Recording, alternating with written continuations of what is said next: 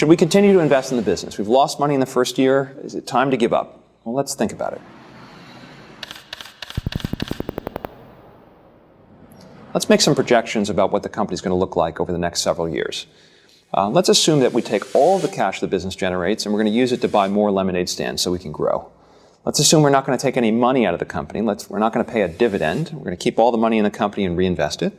As we build our brand, we can charge a little more each year. So we're going to raise our prices about a nickel, 5 cents more for each cup of lemonade each year. And then we're going to assume we can sell 5% more cups per stand per year. So we've got a built-in growth assumptions.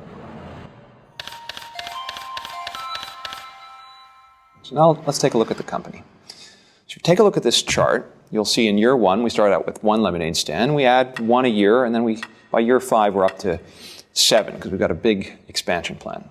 Our price per cup goes up a nickel a year, and our revenue goes from $800 and starts to grow fairly quickly. And the growth comes from increased prices for cups of lemonade, and it also comes from opening more stands.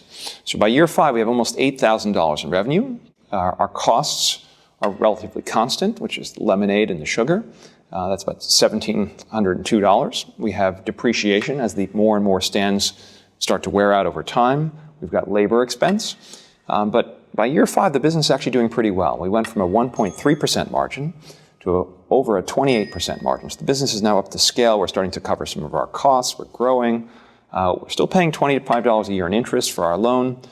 And we have an earnings before taxes after interest of $2,300 by the end of year 5. So we put $500 into the business, we borrowed $250, and by year 5, we're making a profit of $2,300. That sounds pretty good. Now we have to pay taxes to the government. That's about 35%. And we generate net income, or another word for profits, of $1,500 by the 5th year, and about $1 a share. So if you think about this, our friend put up $500 to buy 500 shares of stock. He paid $1.